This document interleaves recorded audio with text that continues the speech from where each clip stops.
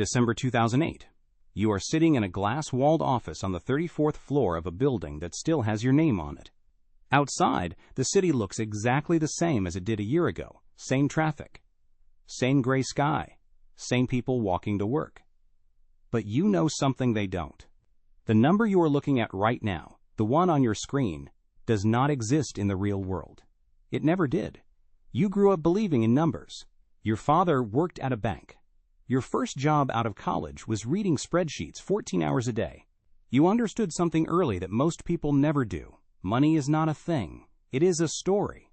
And if you tell the story well enough, confidently enough, with the right charts and the right language, people will believe it. People want to believe it. By 2003, you were telling the best story on Wall Street. It started with mortgages. Not the boring kind, the kind your parents had.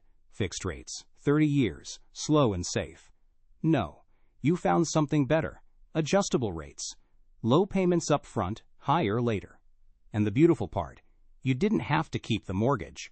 You could sell it, bundle it with 1,000 others, slice it into pieces, give each piece a rating, and sell it to a pension fund in Norway who would never meet the family in Ohio whose house was the underlying asset. You called it financial innovation. You were right, it was innovative. The first time the model worked, you felt something close to awe. Not at yourself, at the elegance of it. Risk disappears when you spread it thin enough. That was the logic. The ratings agencies confirmed it. AAA, the safest possible grade. You slept well. By 2006, everyone was doing it. Every bank. Every firm. The whole system had become a single enormous machine, and you were one of the people who built it. Bonuses were historic. The housing market kept climbing. You bought a second house in Connecticut. You looked at your portfolio and felt, genuinely, like you had figured something out that the previous generation had missed. Then one morning a junior analyst put a report on your desk. The default rates on subprime mortgages in Arizona, Florida, Nevada. The numbers were moving in the wrong direction. You read it. You set it down. You told him to run the model again, with different assumptions. He ran it again. The number did not change. You did not sleep well that night, or the next. Here is what you understood that most people outside your world did not. These products were connected. Every institution, every fund, every insurance contract, they were all woven together through instruments so complex that no single person could map the entire web. When one thread pulled, the whole thing would pull with it.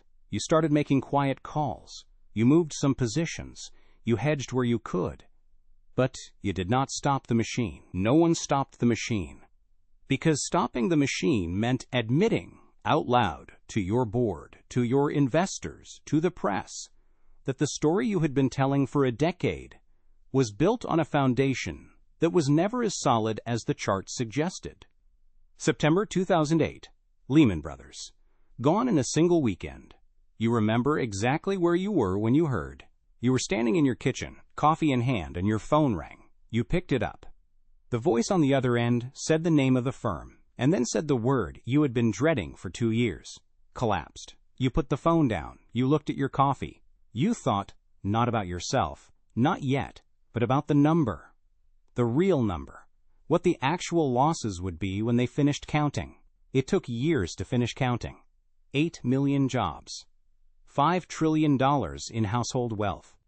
Families who had done everything right, saved, bought a house, trusted the system, who lost everything, not because they made a bad bet, because the system they trusted was built on bets they never knew were being made with their money. The investigations came, the hearings, the cameras. Senators who barely understood the instruments asked questions in plain English that you could not answer in plain English, because the plain English answer would have required you to say things that were not supposed to be said in that room.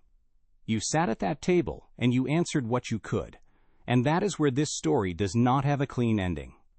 Because unlike other stories, no single person went to prison for 2008. No individual was led away in handcuffs for building the machine. The machine was legal. The machine was approved.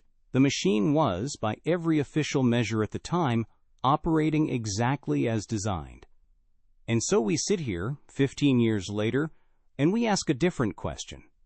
Not who broke the law, but who built a system that made the law irrelevant? Who told the story so well that regulators, investors, and ordinary families all believed it at the same time? That question does not have one name attached to it. It has thousands. What does it mean when a system is too complex for any single person to be responsible for?